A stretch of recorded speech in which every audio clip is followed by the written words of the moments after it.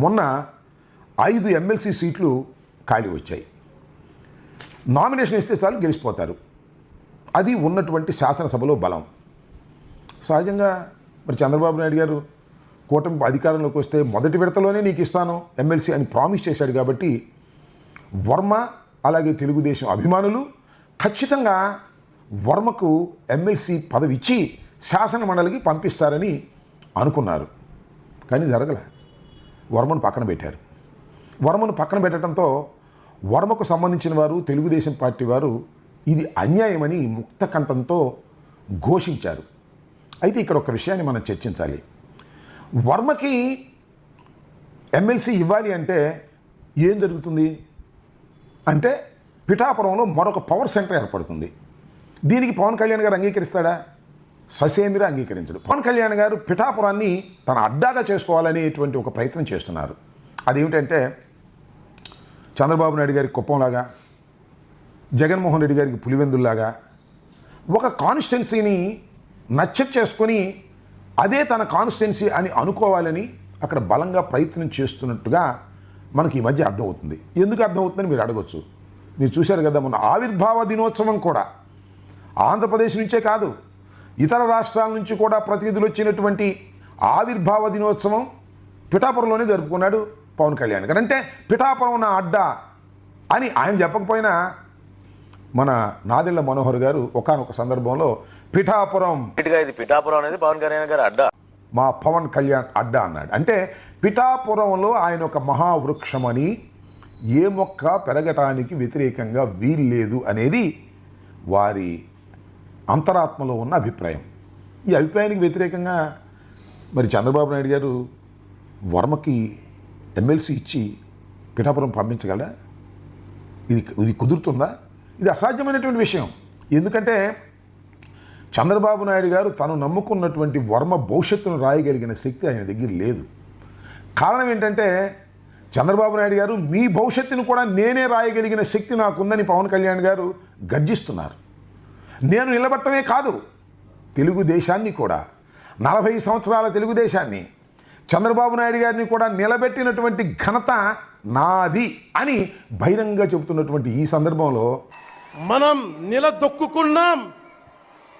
మనం నిలదొక్కుకోవటమే కాకుండా 4 దశాబ్దాల టీడీపీ పార్టీని కూడా నిలబెట్టాం. పవన్ కళ్యాణ్ గారిని కాదని వర్మకి సహాయం చేసే పరిస్థితుల్లో చంద్రబాబు నాయుడు గారు లేడు అనేది విస్పష్టమైనటువంటి అభిప్రాయం. అయితే ఇప్పుడు వర్మ పరిస్థితి ఏంటి? ఏమీ లేదు. వర్మ పరిస్థితి జీరో అని నా అభిప్రాయం. కన్వీన్స్ చేసి వర్మకి మళ్ళీ నెక్స్ట్ విడతైనా ఇస్తారా? అవకాశమే లేదు. ఎందుకంటే పవన్ కళ్యాణ్ గారు ఆ నియోజకవర్గం తన అడ్డాగా చేసుకోవాలని నిర్ణయించిన తర్వాత వర్మ భవిష్యత్తు లేని నాయకుడిగా చేయటమే వాళ్ళ ప్రధాన కర్తవ్యంగా ఉంటుంది. ఇది వాస్తవం. దీన్ని ఒకవేళ పవన్ కళ్యాణ్ గారు రాజీ పడిపోయి ఆయనకి ఇచ్చేయండి, నేను ఈసారి పిఠాపురం కాదు భీమవరం వెళ్తాను, గాజువాకు వెళ్తాను, ఎక్కడి చోటకు వెళ్తాను అనుకుంటే అప్పుడు మాత్రమే వర్మకు అక్కడ అవకాశం ఉంటుందనేది నా అభిప్రాయం. ఇక్కడ నేను చెప్పాలనుకుంటున్న అంశం ఏమిటంటే పవన్ కళ్యాణ్ గారిని కాదని వర్మకి ఒక సీట్ ఇవ్వటమో ఒక పొజిషన్ ఇవ్వటమో చంద్రబాబు వల్ల కాదు. ఎందుకంటే చంద్రబాబు గారు కూడా అవకాశం ఉన్నప్పుడు అడ్జస్ట్ అయిపోయి పవన్ కళ్యాణ్తో శైలి అయిపోవాలనే నిర్ణయంతోనే ఉన్నాడు తప్ప తన క్యాడర్ను కాపాడుకోవాలనేటువంటి ఉద్దేశంతో లేనే. కానీ ఇవన్నీ వర్మకు తెలియదా అంటే వర్మకు తెలుసు. కానీ వర్మ చేయగలిగింది ఏముంది? వర్మ ఏమీ చేయలేడు, నిస్సహాయుడు. ఇంకా 4 సంవత్సరాలు కూటమి ప్రభుత్వం అధికారంలో ఉంటుంది కాబట్టి ఈ 4 సంవత్సరాలు క్రమశిక్షణ కలిగినటువంటి నాయకుడిగా నటించటం మినహా, లోపల అగ్నిపర్వతాలు పగులుతున్నా కూడా నటించటం మినహా రెండో మార్గమే లేదు. మీరు చూశారు కదా, ఎన్నికలకి ముందేమో పవన్ కళ్యాణ్ గారు నా గెలుపు నీ చేతిలో ఉందన్నాడు. ఎన్నికల తర్వాత ఆయన చెప్పలేదు కానీ ఆయన అన్నగారు చెప్పాడు. పిఠాపురంలో పవన్ కళ్యాణ్ గారు అఖండ విజయం సాధించడానికి 2 ఫ్యాక్టర్స్, 2 ఇంపార్టెంట్ ఫ్యాక్టర్స్. ఒకటి మన ప్రెసిడెంట్ జనసేనాని పవన్ కళ్యాణ్ గారు అయితే, రెండో ఫ్యాక్టర్, నాట్ వ్యక్తి, ఫ్యాక్టర్ పిఠాపురం జన సైనికులు, పిఠాపురం పౌరులు, పిఠాపురం ఓటర్స్. వీళ్ళిద్దరూ లేకపోతే మేము ఎంత ఏమి చేసినా ఏం ఉపయోగం లేదు.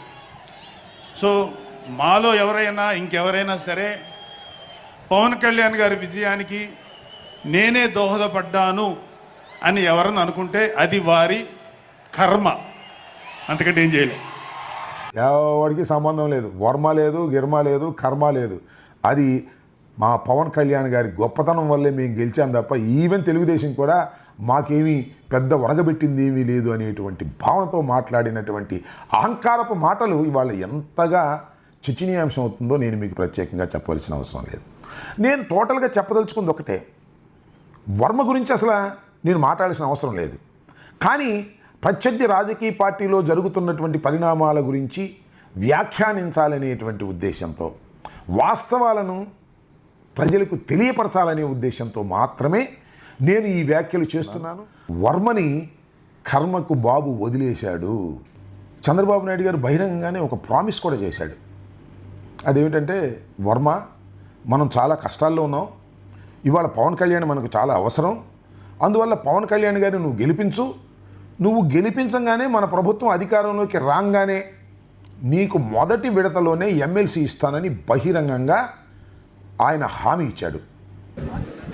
మొదటి విడత లిస్టులో ఎమ్మెల్సీగా వారే ఉంటారు. శాసన మండలికి వస్తారు. శాసన మండలికి రావడమే కాకుండా రేపు భవిష్యత్తులో నాకు కూడా కొంత బాధ్యత ఉంది, క్షత్రియులకు న్యాయం చేయాలి. అలాంటి న్యాయం చేసే దాంట్లో ప్రమోషన్లో మొట్టమొదటిగా వర్మ గారు ఉంటారని చెప్పి మరొకసారి మీ అందరికి తెలియజేసుకుంటూ చేస్తాడు. వర్మ తెలుగుదేశం సర్దుకున్నారు. సర్దుకొని పవన్ కళ్యాణ్ గారిని జిందాబాద్ అంటూ పవన్ కళ్యాణ్ గారిని భుజాన వేసుకున్నారు. అంతేకాదండి, ఇక్కడ ఇంకో విషయాన్ని చెప్పాలి. వర్మ గారిని కూడా పిలిచి జనసేన పార్టీ ఆఫీసులో, అయ్యా వర్మ గారు, మీరు ఇక్కడ బలమైన నాయకులు, నేను బయట నుంచి వచ్చాను కాబట్టి నన్ను గెలిపించవలసినటువంటి బాధ్యత మీదే, మీ చేతుల్లోనే నా గెలుపు పెడుతున్నాను అనేటువంటి మాట కూడా బహిరంగంగా చెప్పాడు. ముఖ్యంగా వర్మ గారికి నియోజకవర్గం నా గెలుపు మీ చేతుల్లో పెట్టాం అంటే వర్మకు మాత్రం ఇంకా గత్యంతరం లేదు. సరే, తెలుగుదేశం పార్టీ, కూటమి పార్టీ అధికారంలోకి వస్తే నాకు ఇచ్చే ప్రాధాన్యత నాకు ఇస్తారని నమ్మాడు. నమ్మక గత్యంతరం లేదు. నమ్మి పవన్ కళ్యాణ్ గారి గెలుపు కోసం కృషి చేశాడు. సరే, పవన్ కళ్యాణ్ గారు గెలుపొందారు, మంచి మెజారిటీతో గెలుపొందారు. పవన్ కళ్యాణ్ గారు 70,000 పైచిలకు మెజారిటీతో గెలుపొందడం జరిగింది. ఆ నియోజకవర్గంలో 2,29,591 ఓట్లు ఉంటే దానిలో 84,000 ఓట్లు కాపులకి ఉన్నాయి. అంటే కాపులు అంత బలంగా ఉన్నటువంటి నియోజకవర్గం. మొత్తానికి పవన్ కళ్యాణ్ గారు తొలిసారిగా శాసనసభలో ప్రవేశించడానికి పిఠాపురం వేదిక అయింది, సహకరించింది. వర్మ కూడా సహకరించాడు.